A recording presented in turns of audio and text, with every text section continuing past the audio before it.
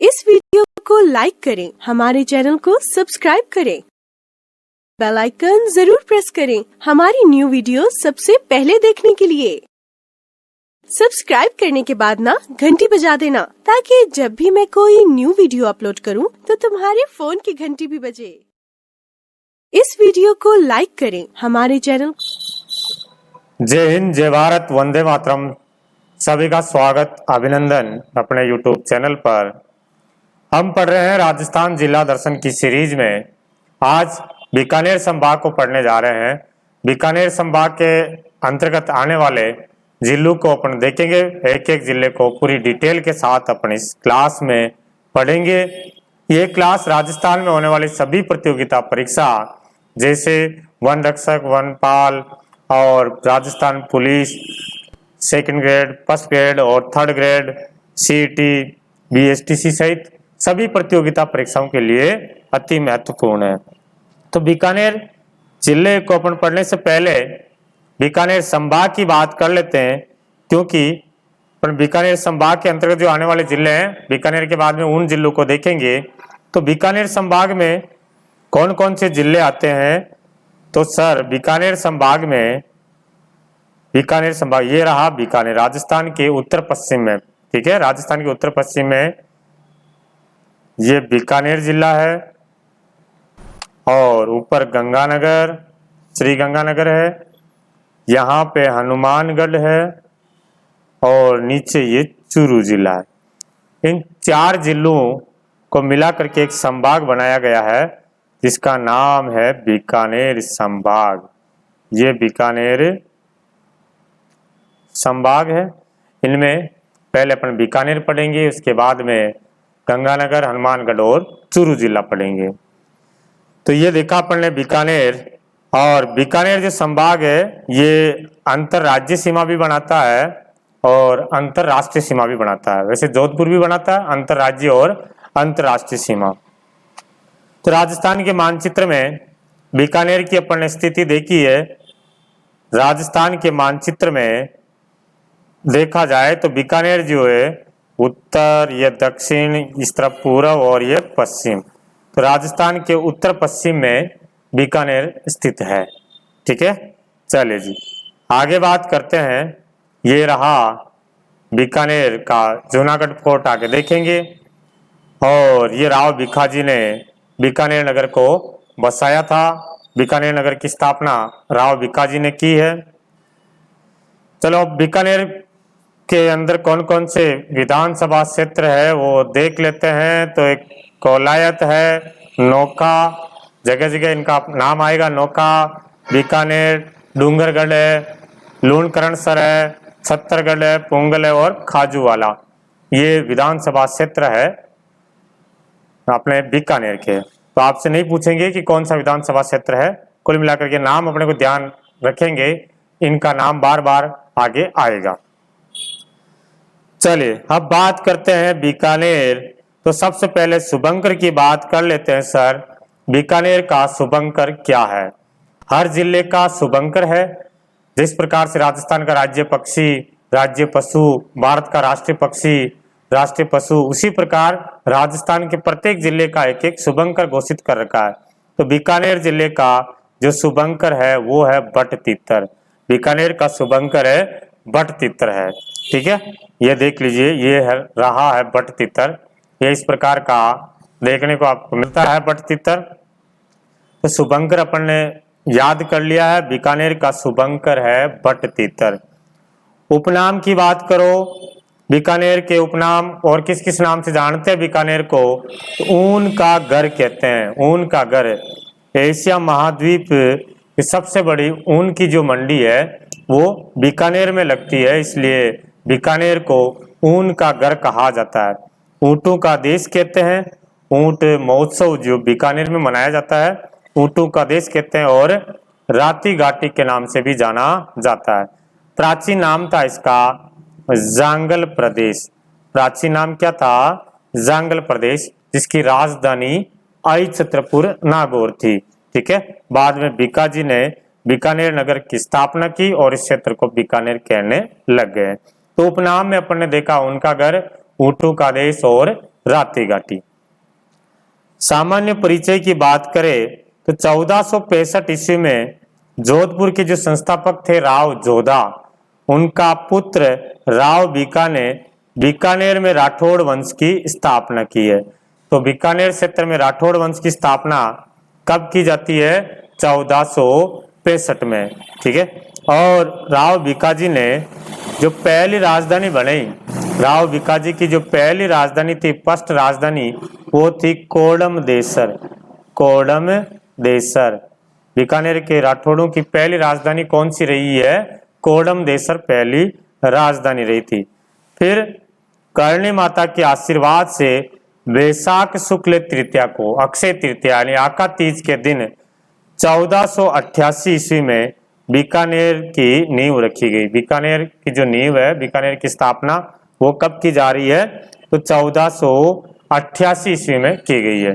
इससे पहले यह क्षेत्र जांगल प्रदेश के नाम से जाना जाता था, जांगल प्रदेश कहा जाता था बीकानेर को, और जांगल प्रदेश की राजधानी थी आई छतरपुर, जिसको वर्तमान में नागौर, वर्तमान में आई छतरपुर को नागौर के नाम से जाना जाता है, ठीक है।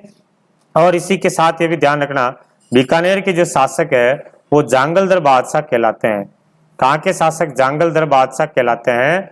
तो बीकानेर के जो शासक है वो जांगलदर बादशाह कहलाते हैं।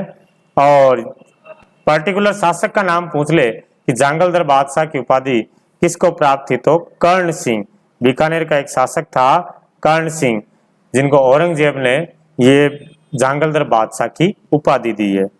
चलिए आगे बढ़ते हैं। जब एकीकरण किया जा रहा था राजस्थान का, तो जो चौथा चरण आया था जिसका नाम था वृहत राजस्थान। चौथा चरण का नाम क्या? वृहत राजस्थान। और चौथा चरण का गठन कब किया गया? 30 मार्च 1949 को किया गया था। उस चौथे चरण में बीकानेर रियासत का राजस्थान में विलय कर दिया जाता है। बीकानेर के साथ साथ में कौन कौन सी और रियासतें मिलाई गई है? तो एक तो जयपुर, जोधपुर, जैसलमेर और बीकानेर, इन 4 रियासतों को मिला करके वृहत राजस्थान, जो संयुक्त राजस्थान था, उसके अंदर 4 रियासतें और मिलाई गई और नाम रखा वृहत राजस्थान। तो वृहत राजस्थान में कौन कौन सी रियासतों का और विलय किया गया? तो जयपुर, जोधपुर, जैसलमेर और बीकानेर, इन रियासतों को मिलाया गया था। इसके साथ ही ये फैक्ट भी याद रखोगे कि भारत के लिए राजस्थान में सर्वप्रथम विलय पत्र पर हस्ताक्षर करने वाले पहले शासक बीकानेर के शार्दुल सिंह थे। जब रियासत के शासकों से विलय पत्र पर साइन करवाया जा रहा था कि भारत में विलय पत्र पर साइन कीजिए, तो बीकानेर का शासक शार्दुल सिंह पहला शासक था जिन्होंने भारत में विलय पत्र पर साइन किया था, ठीक है। और प्रमुख नदियों की बात करें तो बीकानेर और चूरू 2 ऐसे जिले हैं जिसमें एक भी नदी नहीं है। बीकानेर और चूरू 2 ऐसे जिले हैं जिसमें एक भी नदी नहीं है, ठीक है। ठीक है, तो ये अपन ने बीकानेर का सामान्य परिचय देखा था, उपनाम वगैरह और शुभंकर है। चलिए आगे बात करते हैं, आगे बढ़ते हैं। ये बट तितर शुभंकर है। अब बीकानेर में झीलें कौन कौन सी है, लेख, उन झीलों की बात कर लेते हैं। बीकानेर में कौन कौन सी झीलें हैं? लूणकरणसर झील, लूणकरणसर झील बीकानेर में है, नाम सुना होगा, लूणकरणसर बीकानेर में ही है। और ये खारे पानी की झील है, ठीक है, खारे पानी की झील है। उत्तरी राजस्थान की एकमात्र खारे पानी की झील कौन सी है? लूणकरणसर झील है। इस झील में बहुत कम मात्रा में नमक उत्पादन का कार्य किया जाता है और सर्वादिष्ट मूंगफली है। जो लूणकरणसर जो कस्बा है, लूणकरणसर जो कस्बा टाउन है, यहाँ की मूंगफलियां बहुत स्वादिष्ट है, जिसके कारण लूणकरणसर कस्बा को राजस्थान का राजकोट कहते हैं। राजकोट कहाँ पड़ता है? गुजरात में। वहाँ की मूंगफलियां प्रसिद्ध है और वैसी मूंगफलियां अपने को कहाँ से देखने को मिल जाती? प्रसिद्ध मूंगफलियां कहाँ की है? लूणकरणसर कस्बा की। इसलिए लूणकरणसर कस्बा को राजस्थान का राजकोट कहा जाता है। तो ये देखी थी अपन ने लूणकरणसर झील। फिर बात करते हैं गजनेर झील। गजनेर झील, गजनेर झील, इस झील का निर्माण 1920 में महाराजा गंगा सिंह ने गंगा सरोवर के नाम से करवाया था। गंगा सरोवर के नाम से गजनेर झील का निर्माण किया गया। ये मीठे पानी की झीलें हैं ना, गजनेर झील मीठे पानी की झील है।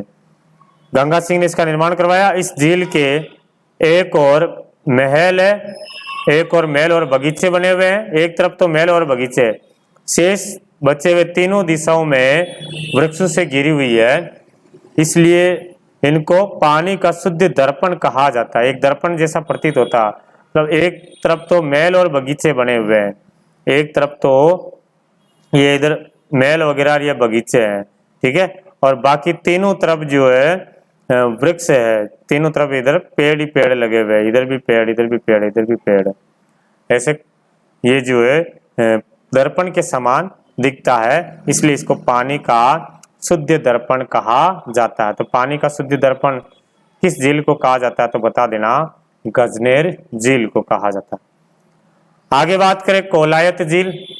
कोलायत झील, कोलायत झील ये भी बीकानेर में है और इसे शुष्क मरुस्थल का सुंदर मरु उद्यान कहा जाता है। शुष्क मरुस्थल का सुंदर मरु उद्यान, ठीक है।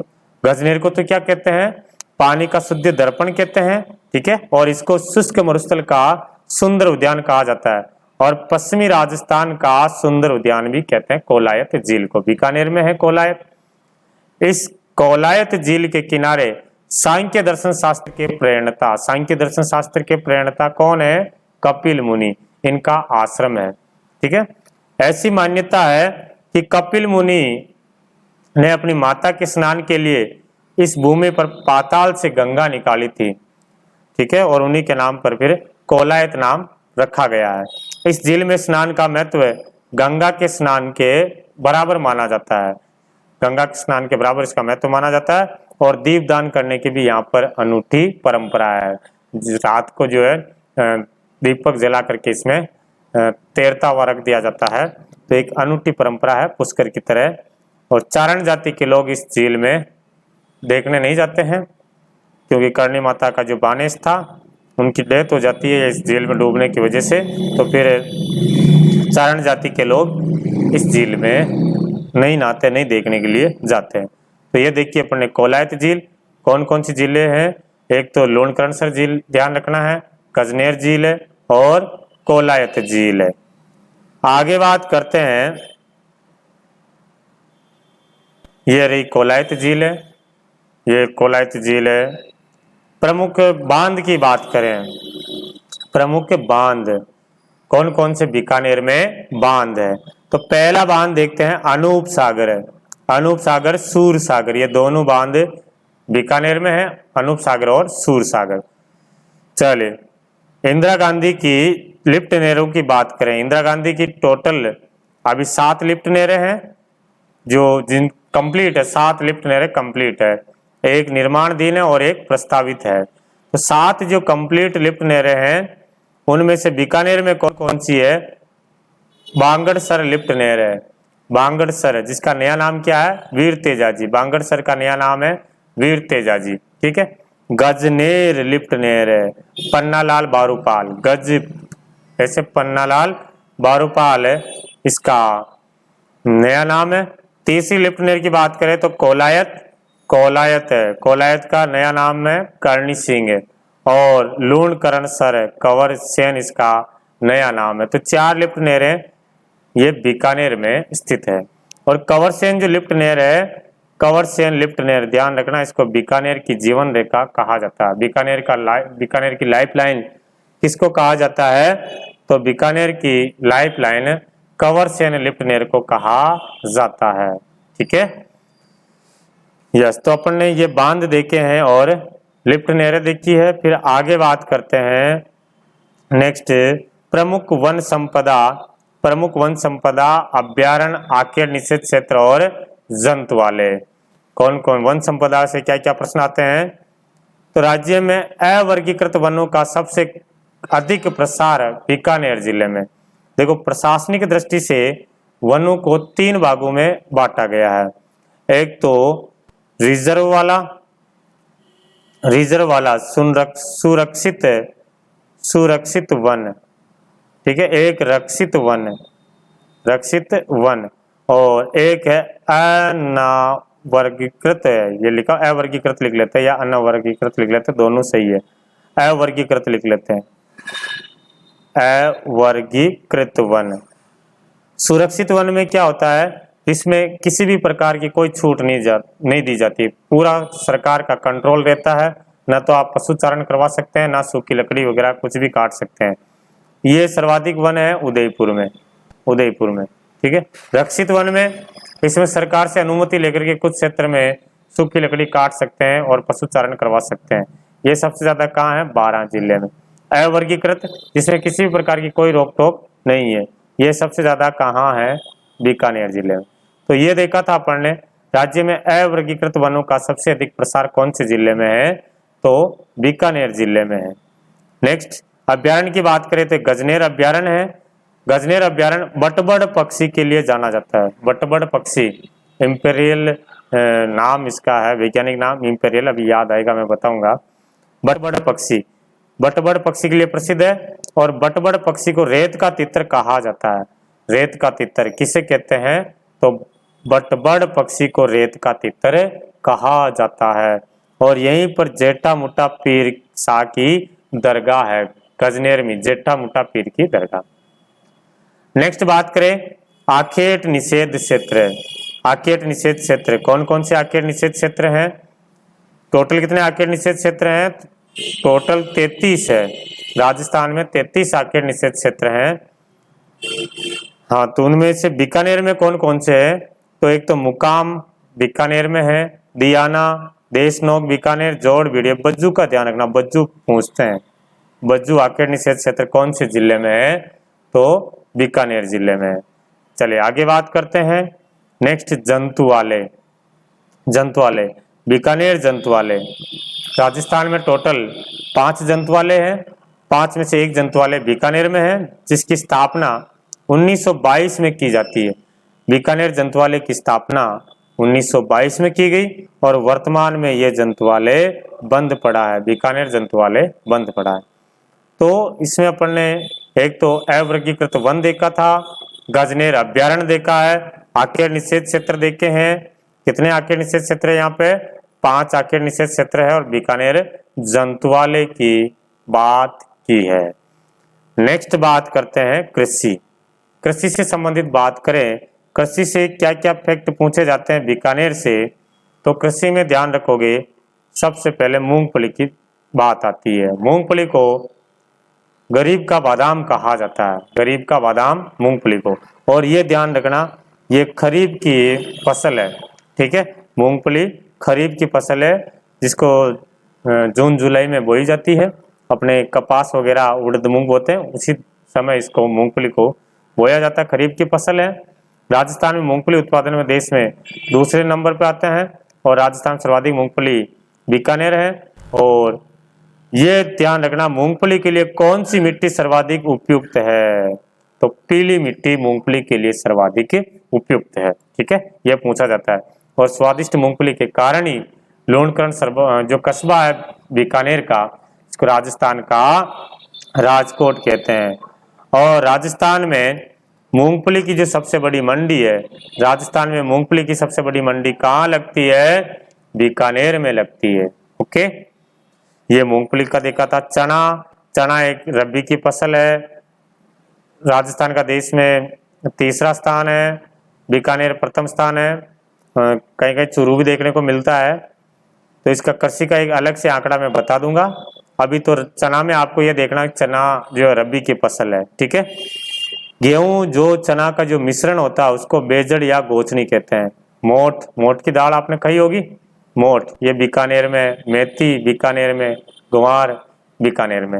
ये 2-3 फसलों का ध्यान रखना है। और थोड़ा ये चेंज होता रहता है आंकड़ा, तो आर्थिक समीक्षा के अकॉर्डिंग फिर अपन जो कृषि विभाग के द्वारा आंकड़े जारी होते हैं, कौन सी फसल में कौन सा जिला फर्स्ट है उत्पादन में और क्षेत्रफल में, वो आपको एक साथ में अवेलेबल करवा दूंगा।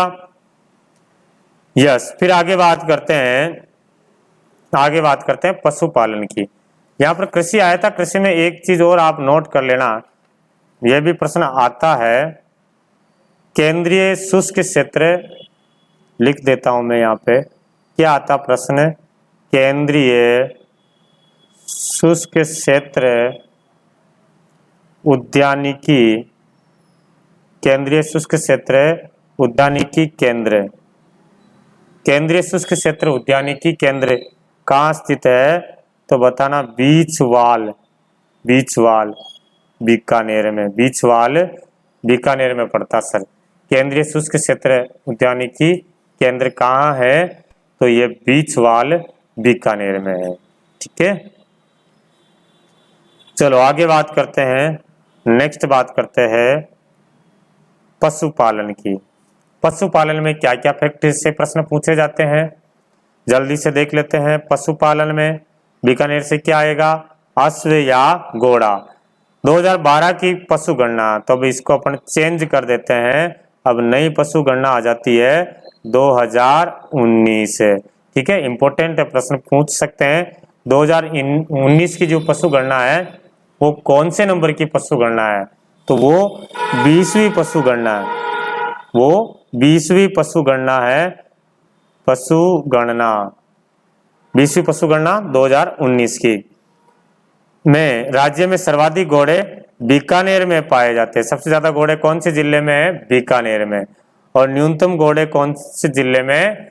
तो न्यूनतम घोड़े डूंगरपुर जिले में। ठीक, और घोड़े में राज्य का देश में चौथा स्थान, इसको भी काट दो, अब अपना तीसरा स्थान हो जाता है। घोड़े में राजस्थान का देश में तीसरा स्थान है। ठीक है, राष्ट्रीय घोड़ा अनुसंधान केंद्र जोड़बीड़, राष्ट्रीय ऊंट अनुसंधान केंद्र, राष्ट्रीय ऊंट अनुसंधान केंद्र ये भी जोड़बीड़। इसकी सन याद रखना, 1984 में इसकी स्थापना की जाती है, राष्ट्रीय ऊंट अनुसंधान केंद्र की।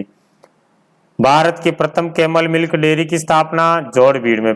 पहली कैमल मिल्क डेयरी जो है कहाँ स्थापित की गई है? ऊंट के दूध की डेयरी जोड़बीड़ में ही स्थापित की गई है। पुंगल, ये आता बार बार, पुंगल किसकी नस्ल है? तो पुंगल भेड़ की नस्ल है, जिसका जो मूल स्थान है वो बीकानेर पुंगल है। बीकानेर का जो पुंगल क्षेत्र वही माना जाता है पुंगल नस्ल का। आगे बात करते हैं मगरा। मगरा भी एक भेड़ की नस्ल है। ठीक है, ये बीकानेर, जैसलमेर और गंगानगर, हनुमानगढ़ इस क्षेत्र में ये भेड़ की नस्ल पाई जाती है और इसका मूल स्थान बीकानेर है। और मगरा जो भेड़ है इसको बीकानेरी चोकला कहते हैं, चोकला इंपॉर्टेंट है। बीकानेरी चोकला कौन सी नस्ल को कहते हैं? मगरा। मगरा को बीकानेरी चोकला के नाम से जाना जाता है।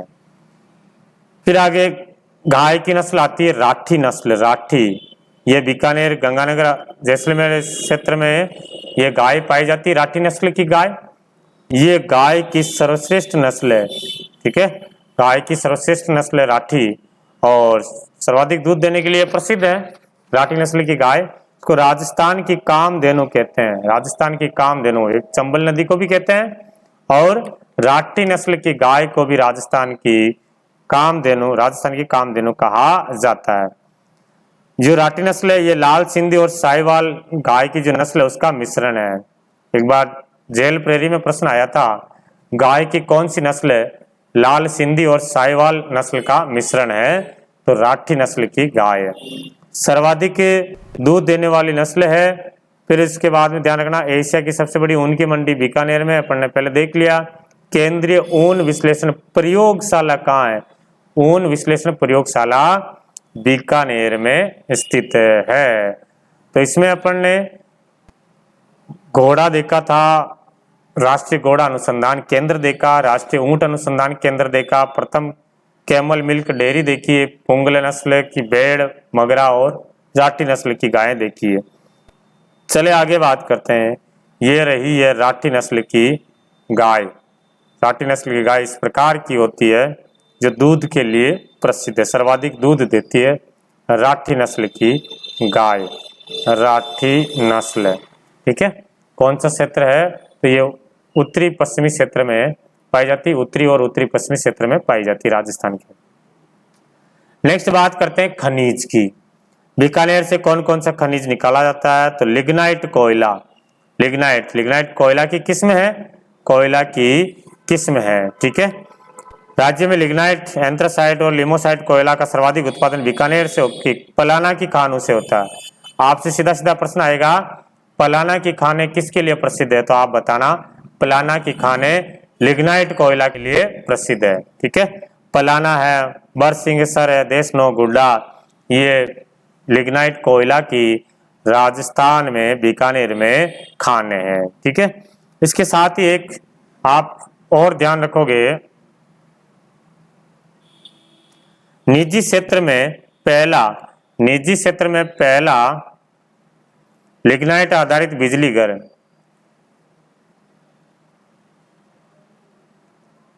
निजी क्षेत्र में पहला लिग्नाइट आधारित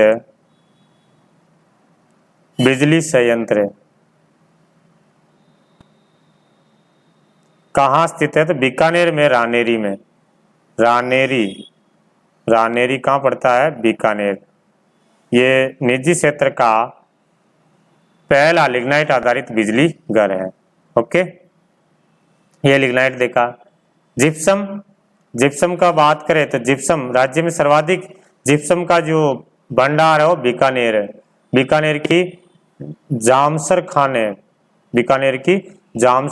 है, वो जिप्सम के लिए प्रसिद्ध है। नागौर की गोट मांगलोद और बीकानेर की जामसर खान किसके लिए प्रसिद्ध है? तो सर जिप्सम के लिए ये प्रसिद्ध है। ठीक है, तो ये जिप्सम का भी प्रश्न आता है। मुल्तानी मिट्टी का सर्वाधिक उत्पादन कहाँ से होता है? बीकानेर से होता है। ठीक है, एक बोल क्ले याद रखना, बोल क्ले ये क्या है? बोल क्ले, इसका जो उत्पादन है वो होता है कोलायत बीकानेर से।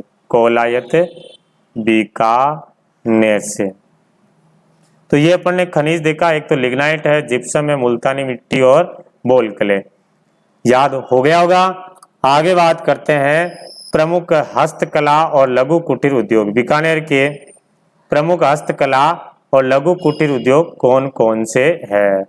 तो पापड़ भुजिया, बीकानेरी भुजिया पापड़ है, बीकानेर के हैं।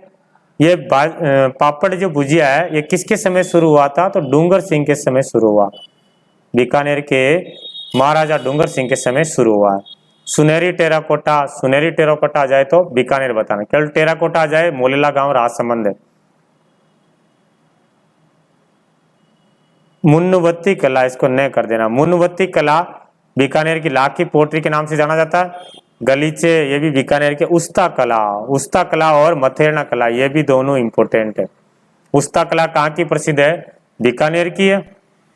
उस्ता कला बीकानेर की। प्रसिद्ध कलाकार कौन है? स्वर्गीय इसामुद्दीन उस्ता और मोहम्मद हनीफ उस्ता। प्रश्न आएगा, स्वर्गीय इसामुद्दीन उस्ता का संबंध कौन सी कला से है? उस्ता कला से है। मथेरना कला ये भी कहाँ की है? बीकानेर है। उस्ता कला में क्या होता है? ऊंट की खाल के ऊपर जो निकासी की जाती है उसको उस्ता कला कहते हैं। ऊंट के खाल पर जो निकासी है वो उस्ता कला कहलाती है। और कहाँ की प्रसिद्ध है जी? बीकानेर की प्रसिद्ध है। आई होप ये चीजें आपको समझ में आ गई होगी। पापड़ भुजिया, सुनहरी टेराकोटा, मुनवती कला, गलीचे, उस्ता कला और मथेरना कला। नेक्स्ट बात करते हैं प्रमुख मंदिर। बीकानेर के प्रमुख मंदिर कौन कौन से बीकानेर में? तो मंदिरों में बात करें तो करणी माता का मंदिर है। करणी माता का मंदिर कहाँ है? सबको पता है, देशनोक बीकानेर में है। बीकानेर के राठौड़ों की इष्ट देवी है और ये चारणों की कुल देवी है। बीकानेर के राठौड़ों की कुल देवी तो नागनेची माता है, लेकिन इष्ट देवी आ जाए तो इष्ट देवी क्या बताओगे आप? करणी माता। और चारणों की कुल देवी है, चूहों की देवी के नाम से जाना जाता है। चूहों की देवी करणी माता। और करणी माता को मंदिर को रेड टेम्पल कहा जाता है। रेड टेम्पल, रेड यानी चूहा, रेड टेम्पल किसे कहते हैं? करणी माता को। करणी माता का मूल नाम है रिद्धिबाई, है। और यहाँ सफेद चूहों को काबा कहते हैं। सफेद चूहे जो दिखते हैं उनको काबा कहते हैं। करणी माता के वंशज देपावत कहलाते हैं। करणी माता के जो वंशज है वो देपावत कहलाते हैं। ठीक है, और ये ध्यान रखना, यहाँ पर करणी माता के मंदिर के यहीं पर सावन भादो कढ़ैया है। सावन भादो कढ़ैया कहाँ है? तो सावन भादो कढ़ैया करणी माता मंदिर में ही है। तो ये था अपने करणी माता। ये देखो, ये करणी माता जी रहे हैं ये आपको सफेद चूहा, इस प्रकार के चूहे वगैरह कहीं देखने को मिलते हैं। काबा दिख रहा है आपको कहीं? ये देखो, ये रहा काबा।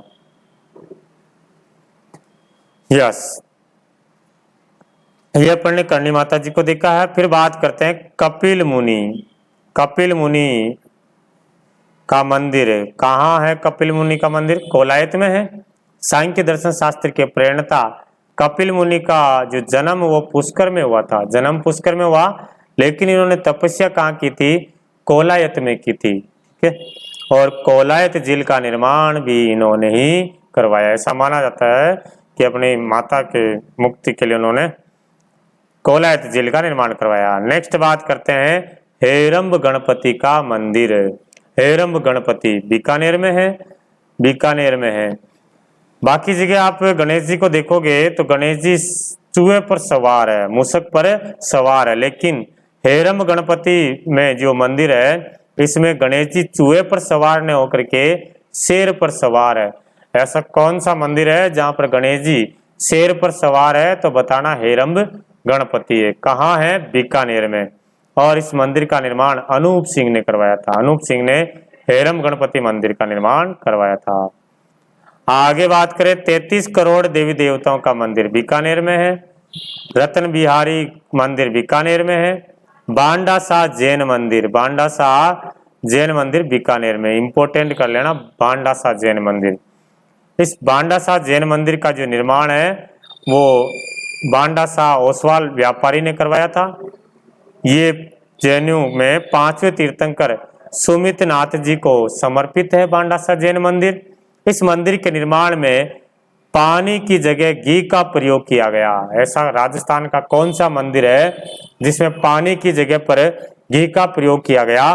बांडा शाह जैन मंदिर। इसमें जो पानी डालते हैं उसकी जगह पर घी का प्रयोग किया गया। आज भी गर्मी के दिनों में घी जो है दीवारों पर दिखता है, छपता है। इसको त्रिलोक दीपक प्रसाद भी कहा जाता है। त्रिलोक दीपक प्रसाद मंदिर किसे कहते हैं? बांडा शाह जैन मंदिर। परमेश्वरी माता, परमेश्वरी माता कोलायत बीकानेर में। अंता देवी बीकानेर, ऊंटों की देवी। ऊंटों को देवता तो पाबू जी को कहते हैं और ऊंटों की देवी किसे कहते हैं? अंता देवी। इनका मंदिर भी कहाँ है? बीकानेर में है। तो कौन कौन से मंदिर देखे अपन ने? करणी माता का मंदिर देखा, कोई समस्या नहीं होगी करणी माता के मंदिर में।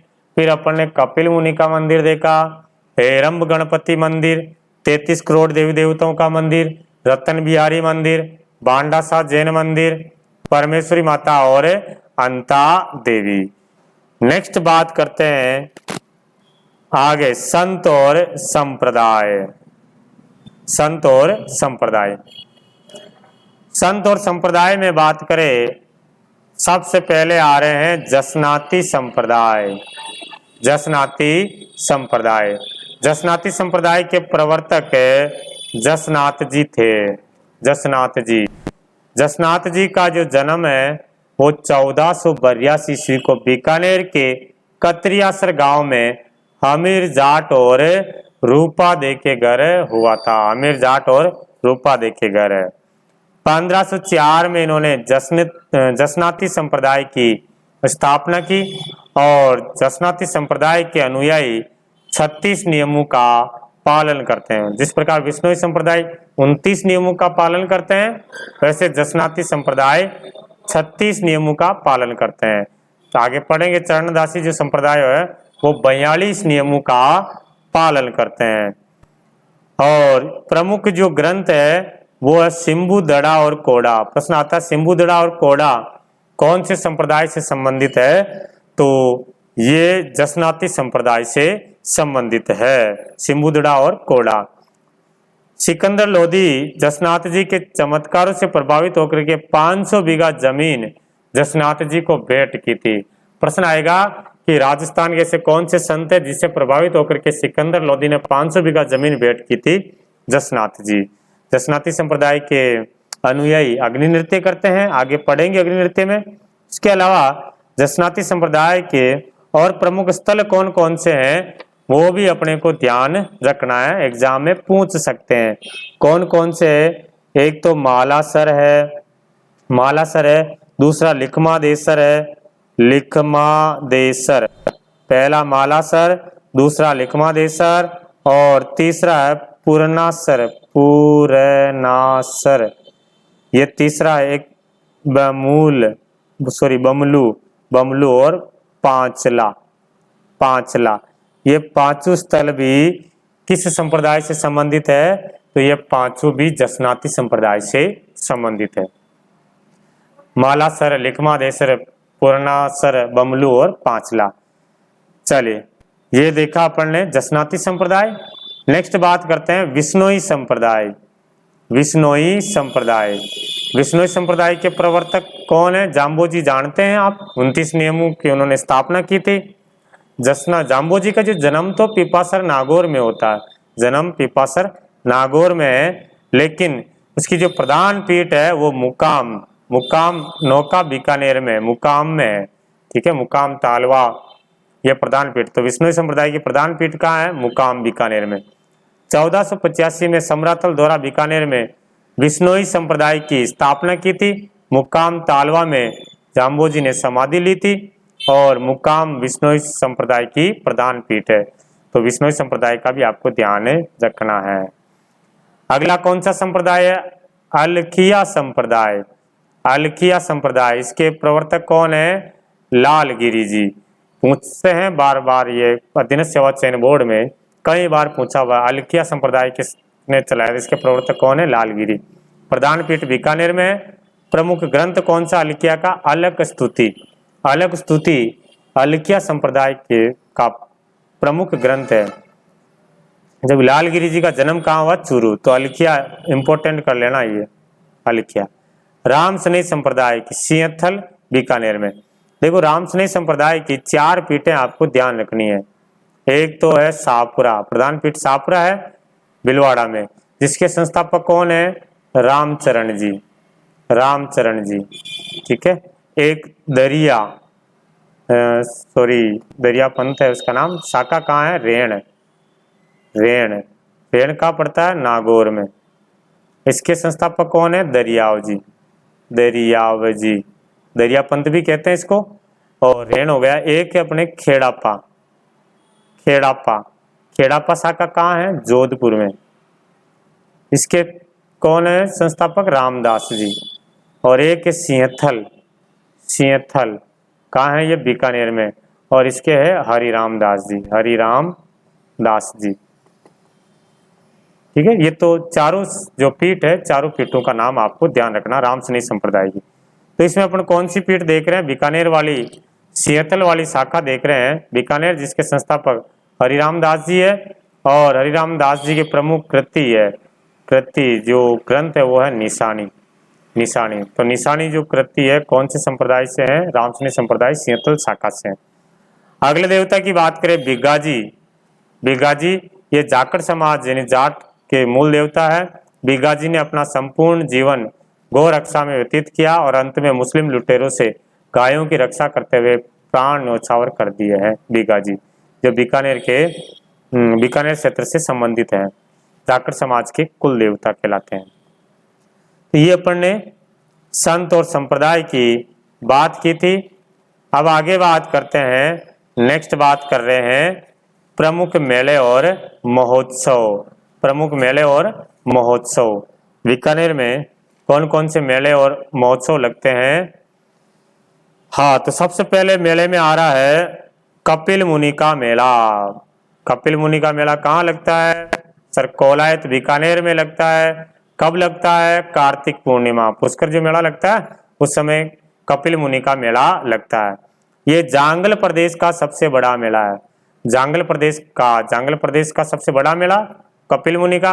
और ये हिंदू सिख धर्म का सबसे बड़ा मेला, हिंदू सिख समुदाय का सबसे बड़ा मेला है कपिल मुनि, जिसमें हिंदू भी जाते हैं और सिख भी जाते हैं। अगला मेला की बात करो, अगला है करणी माता का, देशनोक बीकानेर में। और आश्विन चैत्र जो नवरात्रा, दोनों नवरात्रों में करणी माता का मेला लगता है। अधिकांश देवियों के जो मेले हैं वो नवरात्रों में लगते हैं। जसनाथ जी का मेला कतरियासर बीकानेर में। और जाम्बो जी का मेला मुकाम नौका बीकानेर में। फाल्गुन और आश्विन अमावस्या 2 बार लगता है भाई। यह भी प्रश्न पूछा हुआ है। जाम्बोजी का जो मेला है वर्ष में कितनी बार आयोजित होता है? 2 बार। कब कब? एक तो आश्विन अमावस्या और फाल्गुन अमावस्या। चननी चेरी मेला, चननी चेरी मेला बीकानेर में लगता है, बीकानेर में लगता है चननी चेरी मेला। ये अपने जो करणी माता देशनोक में लगता है, फाल्गुन शुक्ल सप्तमी को लगता है। ऊंट महोत्सव कहाँ मनाया जाता है? बीकानेर में। कौन से महीने में? जनवरी महीने में ऊंट महोत्सव मनाया जाता है सर। प्रमुख हवेलियों की बात करें, बीकानेर में कौन कौन सी हवेलियां है? तो बच्छावतों की हवेली बीकानेर में है, रामपुरिया की हवेली बीकानेर में, कोठारी हवेली बीकानेर में, मेहता हवेली, टांगा हवेली, ये 2-3 शुरू के ये ध्यान रखना है। लालगढ़ महल कहाँ है? बीकानेर में। लालगढ़ जो महल है वो गंगा सिंह ने अपने पिता लाल सिंह की स्मृति में लाल पत्थरों से इसका निर्माण करवाया था, लालगढ़ महल है। अनूप महल बीकानेर में, कर्ण महल बीकानेर में। बीकानेर में प्रमुख छत्रियों की बात करें तो देवी कुंड की छत्रियां। प्रश्न आता है कि देवी कुंड की छत्रियां कहाँ के राज परिवार का शाही शमशान घाट है? तो बीकानेर के राठौड़ों का जो शाही शमशान घाट है वो देवी कुंड कहलाता है। ठीक है, देवी कुंड है। बीकाजी की छत्रियां, राव कल्याण सिंह जी की छत्रियां वो यही है। तो ये अपन ने देखे हैं हवेलिया महल, छत्रिया मेले, महोत्सव बीकानेर में। अब बात करते हैं बीकानेर का प्रमुख दुर्ग। प्रमुख दुर्ग कौन सा यहाँ पे दुर्ग है? दुर्ग के देखे तो जूनागढ़ दुर्ग है, जूनागढ़ फोर्ट। जूनागढ़ फोर्ट कहाँ है? बीकानेर में। जूनागढ़ को और किस किस नाम से जानते हैं? तो जमीन का जेवर कहते हैं, राती घाटी दुर्ग कहते हैं। ये दानवन श्रेणी में आता है, यानी मरुस्थल में बना हुआ है। जो दुर्ग मरुस्थल में बना हुआ जिसके चारों ओर रेत है उसको कौन सा दुर्ग कहते हैं? दानवन दुर्ग कहते हैं। जूनागढ़ दुर्ग के चारों ओर रेत ही रेत है, जमीन पर बना हुआ इसलिए इसको जमीन का जेवर कहते हैं। वैसे मूल जो दुर्ग है उसकी नींव बीकाजी ने रखी थी, जबकि वर्तमान में जो दुर्ग है वो राय सिंह ने बनाया था 1589 ईस्वी में, 89 में महाराजा राय सिंह ने इसको बनाया था। ये हिंदू और मुस्लिम शैली का समन्वय दुर्ग है और इसकी सूरज पोल पे, जूनागढ़ दुर्ग की जो सूरज पोल है उस पर चित्तौड़ के तीसरे साके में जयमल जो पत्ता जी वीर गति को प्राप्त हुए हैं उनकी गजारूढ़ हाथी पर सवार पत्थर की मूर्तियां स्थापित करवाई है राय सिंह ने जूनागढ़ फोर्ट में। अकबर ने भी आगरा के किले में लगवाई थी लेकिन बाद में औरंगजेब ने तुड़वा दी है। वर्तमान में जयमल पत्ता की गजारूढ़ जो पाषाण मूर्तियां हैं वो जूनागढ़ फोर्ट में लगी हुई है। और कहा जाता है कि दीवारों के कान होते हैं, ये तो सुने होंगे, लेकिन जूनागढ़ की दीवारें बोलती है। कहाँ की दीवारें बोलती है? जूनागढ़ की दीवारें। जब आप जूनागढ़ दुर्ग में जाओगे तो जूनागढ़ दुर्ग की दीवारों पे जो चित्र बने हुए हैं, चित्रों को देखने पर ऐसा एहसास होता है कि दीवारें अपने से बातचीत कर रही है, अपने से बोल रही है। तो यहाँ की दीवारें बोलती है। और राजस्थान में पहली बार जो लिफ्ट लगाई गई है वो जूनागढ़ फोर्ट में ही लगाई गई है। एक ध्यान रखना, जो जूनागढ़ का जो पूर्वी दरवाजा है, मुख्य दरवाजा, पूर्वी दरवाजा उसको कर्णपोल कहते हैं। कौन से दुर्ग का मुख्य दरवाजा कर्णपोल कहलाता है? जूनागढ़ का। और पश्चिमी जो दरवाजा है, पश्चिमी दरवाजा उसको चांदपोल कहते हैं, चांदपोल। पूर्वी दरवाजा कर्णपोल और पश्चिमी दरवाजा चांदपोल के नाम से जाना जाता है। तो ये अपन ने बीकानेर दुर्ग, जूनागढ़ दुर्ग के बारे में बात की थी, समझ में आया होगा, याद भी हो गया होगा। ठीक है, नेक्स्ट प्रमुख अकादमी, इसको है ना इम्पोर्टेंट कर देना। यहां से प्रश्न जितने बार आप इम्पोर्टेंट कर सके उतना इम्पोर्टेंट कर देना। आगे जो अपन देख रहे हैं उनमें से जो भी आप एग्जाम दोगे वहां से प्रश्न बनेगा, फिक्स बनेगा। यस, राजस्थान प्राथमिक और माध्यमिक शिक्षा निदेशालय कहाँ है? बीकानेर में। राजस्थानी भाषा साहित्य एवं संस्कृति अकादमी, राजस्थानी भाषा साहित्य व संस्कृति अकादमी कहाँ स्थित है? बीकानेर में। इंपॉर्टेंट है, राजस्थानी भाषा साहित्य और संस्कृति अकादमी। इसकी स्थापना कब की गई? सन भी इंपॉर्टेंट है, 1983 में। और सर्वोच्च पुरस्कार कौन सा? सूर्यमल मिश्रण। प्रश्न आएगा, राजस्थान की कौन सी अकेडमी या संस्था सूर्यमल मिश्रण पुरस्कार प्रदान करती है? तो राजस्थानी भाषा साहित्य और संस्कृति अकादमी। और इनकी पत्रिका निकलती है जागती ज्योत। जागती ज्योत, जागती ज्योत पत्रिका कौन से संस्थान के द्वारा निकाली जाती है? तो राजस्थानी भाषा साहित्य एवं संस्कृति अकादमी के द्वारा। कहाँ है? स्थापना कब की गई? और सर्वोच्च पुरस्कार कौन सा है? और पत्रिका कौन सी है? ये चारों चीजें आपको याद रखनी है एग्जाम तक। नेक्स्ट बात करें, अगले जो संस्थान है राजस्थान राज्य अभिलेखागार। राजस्थान राज्य अभिलेखागार है, ठीक है। कहाँ है राजस्थान राज्य अभिलेखागार? तो बताएंगे सर, बीकानेर में। कहाँ है ये? बीकानेर में राजस्थान राज्य अभिलेखागार। इतिहास से लिखित सामग्री को सुरक्षित रखने के उद्देश्य से बीकानेर में 1955 में इसकी स्थापना जयपुर में की जाती है। 1955 में तो इसकी स्थापना कहाँ की गई? जयपुर में, ठीक है। तो आप प्रश्न आ जाए, राजस्थान राज्य अभिलेखागार की स्थापना कब की गई? 1955 में, ठीक है। कहाँ की गई थी? 1955 में जयपुर में। फिर 1960 में इसको बीकानेर में स्थापित कर दिया गया। बीकानेर में स्थापित कर दिया गया। कब? 1960 में कर दिया गया।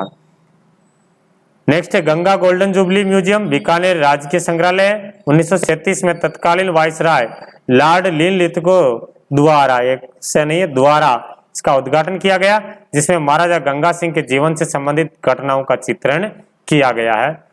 नेक्स्ट कर्णी म्यूजियम है, शार्दुल म्यूजियम है, वो दोनों बीकानेर में। जब बीकानेर का इतिहास पढ़ेंगे, कर्ण सिंह शासक था, शार्दुल सिंह शासक था, नाम से अपन पकड़ सकते हैं। तो ये अपन ने अकेडमी और म्यूजियम संग्रहालय देखे हैं, बीकानेर से संबंधित है। आगे बात करते हैं लोक नृत्य। बीकानेर का प्रमुख लोक नृत्य है। कौन सा लोक नृत्य है? अग्नि नृत्य। अग्नि नृत्य कहाँ का है? कत्रियासर बीकानेर। यहाँ का जन्म कत्रियासर बीकानेर में हुआ है और जसनाती संप्रदाय के अनुयायियों के द्वारा यह नृत्य किया जाता है फतेह फतेह शब्द का उच्चारण करते हुए। नृत्य करते समय कौन से शब्द का उच्चारण करते हैं? तो सर फतेह फतेह शब्द का उच्चारण करते हुए यह नृत्य किया जाता है।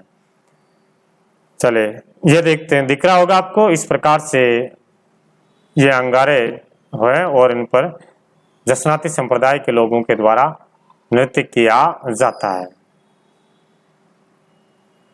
फिर बात करते हैं प्रमुख चित्र शैली, जिसमें बीकानेर चित्र शैली की बात कर रहे हैं। बीकानेर चित्र शैली, इस शैली का प्रारंभिक विकास राय सिंह के समय होता है। प्रारंभिक विकास राय सिंह के समय, और स्वर्ण काल जो है बीकानेर के महाराजा अनूप सिंह, ठीक है, ये नाम आई गया है तो ध्यान रखना। अनूप सिंह को एक माही बराती की उपाधि दी गई है। पूछते रहते हैं अधीनस्थ सेवा चयन बोर्ड, तो आई गया तो ध्यान रखना। माही बराती की उपाधि किसको प्राप्त थी? महाराजा अनूप सिंह को प्राप्त थी, औरंगजेब ने दी थी। इनका शासनकाल बीकानेर चित्र शैली का स्वर्ण काल कहलाता है सर। इस शैली में मुगल शैली का जो प्रभाव पड़ा वो कल्याण सिंह के समय पड़ा। तो कल्याण सिंह ने ही सबसे पहले मुगलों की अधीनता स्वीकार की थी बीकानेर में। बीकानेर के शासकों में मुगलों की अधीनता स्वीकार किसने की थी? कल्याण मल ने 1570 में नागौर दरबार लगा था उसके अंदर। तो उस समय से ही इस शैली में मुगल शैली का प्रभाव पड़ जाता है। इस शैली का प्रयोग आला गिला कारीगरी कहलाती है। इस कला को मुगल सम्राट अकबर के द्वारा इटली से लाया गया है। काष्ठ चित्रांकन मथेरना कला और उस्ता कला में किया जाता है।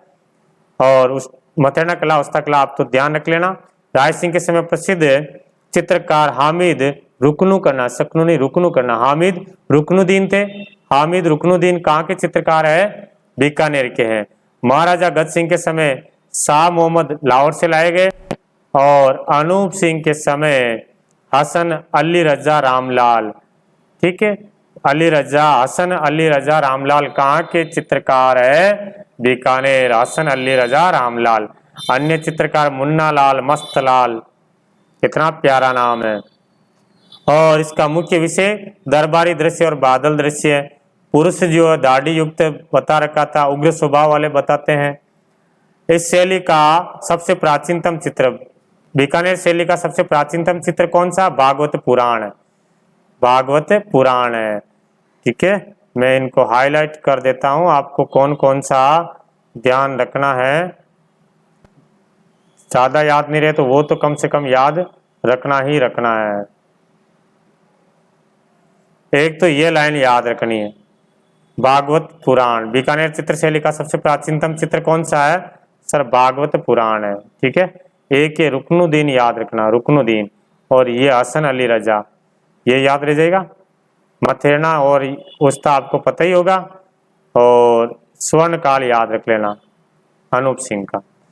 बाकी का याद रखो तो बहुत बढ़िया बात। नहीं सर मैं तो केवल 2-3 चीजें याद रखूंगा, तो आप ये याद रख लेना।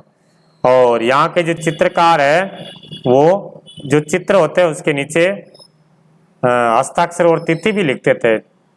जो चित्र बनाते थे उसके नीचे हस्ताक्षर करता था और तिथि भी लिखता था। प्रमुख सभ्यताओं की बात करें, प्रमुख सभ्यता, एक अली रजा नाम आया क्या यहाँ पे? अली रजा नाम बिल्कुल आया हुआ, ठीक। प्रमुख सभ्यताओं की बात करें, बीकानेर में एक सभ्यता सोथी सभ्यता, बीकानेर में सोथी, इसकी खोज अमलानंद घोष ने की थी 1953 में। इसमें कालीबंगा से भी पहले के अवशेष मिले सोथी से, इसलिए इसको कालीबंगा प्रथम, कालीबंगा प्रथम के नाम से जाना जाता है। कालीबंगा जाए, सिर्फ कालीबंगा सभ्यता कौन से जिले में है? तो हनुमानगढ़ जिले में। कालीबंगा प्रथम आ जाए, कालीबंगा प्रथम कौन से जिले में है? तो फिर बीकानेर बताना। इसको कालीबंगा प्रथम क्यों कहते हैं?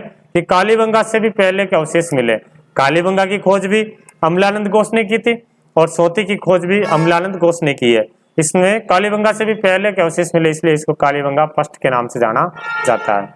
प्रमुख सिक्के, बीकानेर रियासत के राज, सही नहीं, गज सही कर देना इसको, गज सही सिक्के सही कर लेना आप भी अपने नोट्स में, गज सही सिक्के मिले हैं। ठीक है जी, चलो। प्रमुख शिलालेख, राय प्रशस्ति, एक नाम आता राज प्रशस्ति और एक राय प्रशस्ति, ये दोनों में काफी कंफ्यूजन रहते हैं बच्चे। तो राज आ जाए तो राजसमंद ध्यान रखना, ये राजसमंद जिले में, और राय प्रशस्ति आ जाए तो बीकानेर में।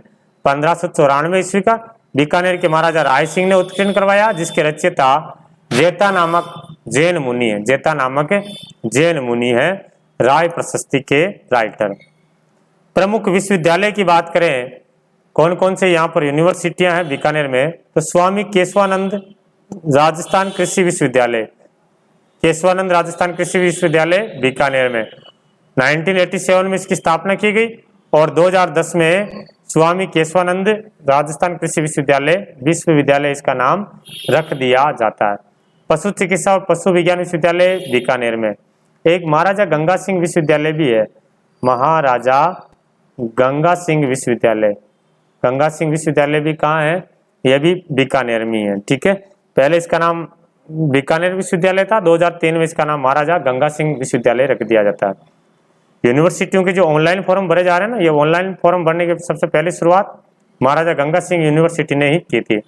एक डूंगर सिंह यूनिवर्सिटी भी है, महाराजा डूंगर सिंह यूनिवर्सिटी, ये भी कहाँ है? ये भी अपने बीकानेर में है। तो ये 2-3 यूनिवर्सिटियों का नाम भी ध्यान रखना, बाई चांस यूनिवर्सिटी आपसे पूछ ले। चलिए प्रजामंडल की बात कर लेते हैं। प्रजामंडल, बीकानेर प्रजामंडल, बीकानेर प्रजामंडल की स्थापना 1936 में मेघाराम वैद्य ने कलकत्ता में की थी। 1936, एक तो सन याद रखना 1936, मेघाराम वैद्य, और कहाँ की गई है? कलकत्ता में की गई है। 22 जुलाई 1942 को रघुवर दयाल गोयल ने बीकानेर प्रजा परिषद की स्थापना की, जिसे राज्य सरकार ने इसको अवैध घोषित कर दिया था। एक कांगड़ा कांड ध्यान रखना, आप ज्यादा डिटेल याद नहीं रखो, सीधा ये याद रखना कांगड़ा कांड का संबंध कौन से प्रजामंडल से है? बीकानेर प्रजामंडल से। कांगड़ा कांड, रायसिंह नगर में बीकानेर प्रजा परिषद की जो सभा हो रही थी उस पर गोलियां चलाने से बीरबल सिंह शहीद हो गया था। तो ये भी ध्यान रखना, कौन से प्रजामंडल में बीरबल सिंह शहीद हो गया था, क्रांतिकारी बीरबल सिंह? तो बीकानेर प्रजा मंडल में। 17 जुलाई 1946 को बीरबल दिवस मनाया जाता है? 17 जुलाई 1946 को बीरबल दिवस है। तो इस बीरबल के नाम पर ही इंदिरा गांधी नहर की एक शाखा बीरबल शाखा, ठीक। तो प्रजामंडल में आप एक तो शनि याद रखना, मेघाराम वैद्य, कहाँ स्थापित की गई? कलकत्ता में। और कांगड़ा कांड का ध्यान रखना, बीरबल शहीद हुआ उसका ध्यान रखना। बीरबल ये भी पूछा हुआ है दिनेश सेवा चयन बोर्ड ने, बीरबल दिवस कब मनाया गया? 17 जुलाई 1946 को। नेक्स्ट, प्रमुख व्यक्ति की बात करें, प्रमुख व्यक्ति कौन कौन से बीकानेर में जिनका नाम लिया जाता है और अपने को ध्यान रखना चाहिए? पृथ्वीराज राठौड़, ये बीकानेर के कल्याण सिंह के पुत्र थे और राय सिंह का छोटा भाई था। कल्याणमल का बेटा राय सिंह, उसका छोटा भाई था पृथ्वीराज राठौड़। ये अकबर का दरबारी कवि था, अकबर का दरबारी कवि है, ठीक है। कन्हैयालाल सेठिया की जो रचना है पीतल पाथल है, सुना होगा आपने, कन्हैयालाल सेठिया जी की रचना पीतल है और पाथल है। पीतल पातल में पीतल शब्द का अर्थ दीपक है और पातल का अर्थ क्या बताया था? सूर्य। जो दीपक शब्द है वो पृथ्वीराज राठौड़ के लिए, पीतल शब्द पृथ्वीराज राठौड़ के लिए और पाथल शब्द महाराणा प्रताप के लिए प्रयोग किया गया है। पृथ्वीराज राठौड़ अपने आप को एक दीपक मानता था, हम एक दीपक है, जबकि महाराणा प्रताप हमारे राजपूतों में सूर्य है, सूर्य हिंदू में सूर्य है महाराणा प्रताप, पाथल। पृथ्वीराज राठौड़ ने डिंगल भाषा में गागरोन दुर्ग के अंदर, गागरोन दुर्ग में रहते हुए वेली कृष्ण रुक्मणी वचनी का ग्रंथ लिखा था। वेली कृष्ण रुक्मणी वचनी का ग्रंथ के राइटर कौन है? पृथ्वीराज राठौड़। कौन सी भाषा में लिखा है? डिंगल भाषा में।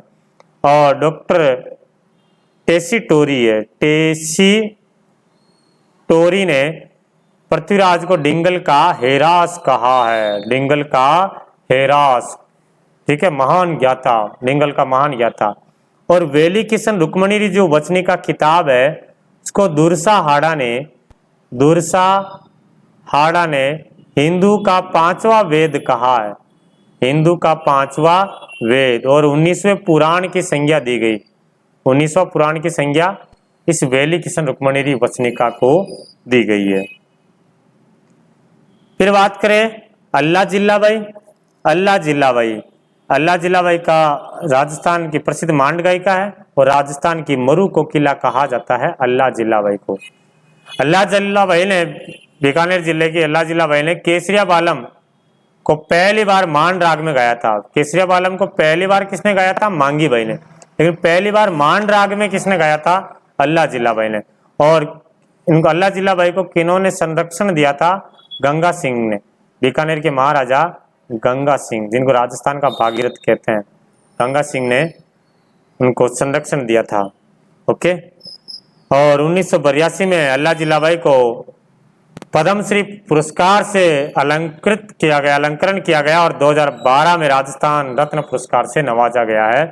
राजस्थान रत्न पुरस्कार दिया गया है अल्लाह जिल्लाबाई को।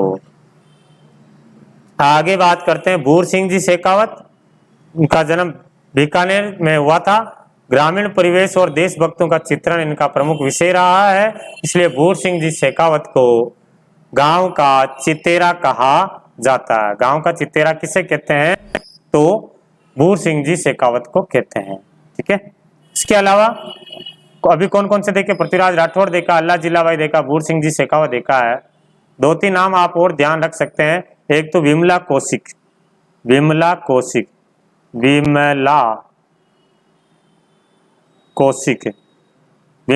कौशिक को पानी वाली बाई जी के नाम से जाना जाता है। इन्होंने बूंद बूंद सिंचाई प्रणाली में काफी प्रयास किया था, इसलिए इनको पानी वाली बाई जी किसे कहते हैं? पानी वाली बाई जी विमला कौशिक बीकानेर की, ठीक है। एक कंवर सेन का नाम ध्यान रखना, कंवर सेन बीकानेर के थे। आईजीएनपी के जो इंजीनियर थे, आईजीएनपी उसके इंजीनियर कंवर सेन थे। इनकी देख रेख में ही इंदिरा गांधी नहर लाई गई है, ठीक है। इन्होंने रूपरेखा वगैरह सब तैयार की थी कंवर सेन ने, बीकानेर के। तो फिर कंवर सेन को 1956 में पद्म भूषण पुरस्कार से सम्मानित किया गया, पद्म भूषण पुरस्कार से सम्मानित किया गया। और पद्म भूषण पुरस्कार से सम्मानित होने वाले प्रथम राजस्थानी कौन है? कंवर सेन है, ठीक है। इसके अलावा एक नाम ध्यान रखोगे आप, अमरचंद भाटिया, सुना होगा नाम आपने, अमरचंद भाटिया। अमरचंद भाटिया ये 1857 क्रांति के समय अपनी सारी संपत्ति अंग्रेजों को भेंट कर दी थी, सारी संपत्ति अंग्रेजों को भेंट कर दी, इसलिए इनको 1857 की क्रांति का भामाशाह कहते हैं, 1857 क्रांति का भामाशाह कहते हैं। फिर बाद में जब अंग्रेजों को पता चला तो अंग्रेजों ने इनको फांसी दे दी गई है। तो 1857 की क्रांति में राजस्थान का प्रथम शहीद, क्रांति में राजस्थान का प्रथम शहीद कौन है? अमरचंद भाटिया, और इनको राजस्थान का मंगल पांडे भी कहते हैं, अमरचंद भाटिया को राजस्थान का मंगल पांडे। एक नाम और ध्यान रखना, कुंवर जसवंत सिंह, कुंवर जसवंत सिंह, कुंवर जसवंत सिंह बीकानेर से थे। ये राजस्थान के प्रथम विधानसभा प्रतिपक्ष नेता, राजस्थान की प्रथम विधानसभा प्रतिपक्ष नेता कौन रहे हैं? कुंवर सिंह। वर्तमान में कौन है? गुलाब चंद कटारिया। वर्तमान में कौन है प्रतिपक्ष नेता? तो गुलाब चंद कटारिया। ठीक है, चले आगे बात करते हैं। नेक्स्ट अन्य तथ्य की बात कर लेते हैं, और कौन कौन से तथ्य रह गए हैं। तो अन्य तथ्यों में देखिए अपन, रेड क्लिफ रेखा जो पाकिस्तान के साथ 4 जिले सीमा बना रहे हैं, गंगानगर, बीकानेर, जैसलमेर और बाड़मेर। इन चारों में बीकानेर की सीमा 168 किलोमीटर, राजस्थान की सबसे छोटी जो अंतरराष्ट्रीय जो सीमा है वो बीकानेर की है, 168 किलोमीटर है। चारों जिलों में सबसे छोटी जो सीमा है बीकानेर की।